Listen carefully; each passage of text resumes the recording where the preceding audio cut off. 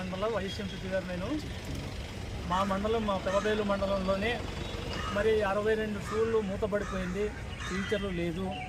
మరి టీచర్లు లేదని చెప్పి నేను ఆల్రెడీ డీడీ మేడం గారికి అడిగితే డీడీ మేడం గారు ఏమంటుందంటే, మేము ఇప్పుడు టీచర్లు లేనప్పుడు మేము ఏం చేయలేము, నేను ఇక్కడ సంధాన కార్యక్రమంలో కలెక్టర్ గారికి రిపోర్ట్ చేయడానికి వచ్చాను. ఎందుకంటే 62 పాఠశాలలు ఈ రోజుల్లో పెదబేలు మండలంలో మారుమూల ప్రాంతంలో మూతపడిపోయి ఉన్నారు. కాబట్టి ఇమీడియట్గా 62 పాఠశాలలు కూడా వెంటనే తీర్చేలాగా కావాలని చెప్పి నేను కలెక్టర్ గారికి కాగితం ఇవ్వడానికి వచ్చాను, రిపోర్ట్ ఇవ్వడానికి వచ్చాను. కలెక్టర్ గారు మరి లేరు. అందుకబట్టి మరి పిల్లలు 5వ తరగతి పాస్ అయిన పిల్లలు కూడా సర్టిఫికేట్ ఇచ్చి వేరే దగ్గర జాయిన్ చేయడం కూడా అందుబాటులో అవ్వలేదు. మరి ఇంకోటి ఏంటంటే పిల్లలు చాలామంది ఎక్కువైపోయారు. ఏ స్కూల్కి వెళ్ళా మేము జాయిన్ చేసుకోమని చెప్పి అందరు కూడా రోడ్డు మీద పిల్లలు అనాథులు అయిపోయి రోడ్డు మీద ఉన్నారు పెదబేలు మండలంలోని.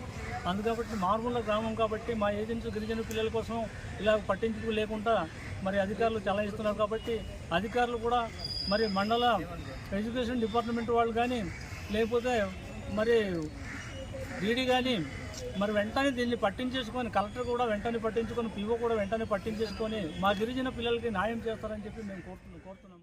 మన మాన్యం మీడియా వార్తా విశేషాలను వీక్షించేందుకు మా ఛానల్ని సబ్స్క్రైబ్ చేసుకోండి. అలాగే మీ స్నేహితులకు మరియు మీ కుటుంబ సభ్యులకు షేర్ చేయండి.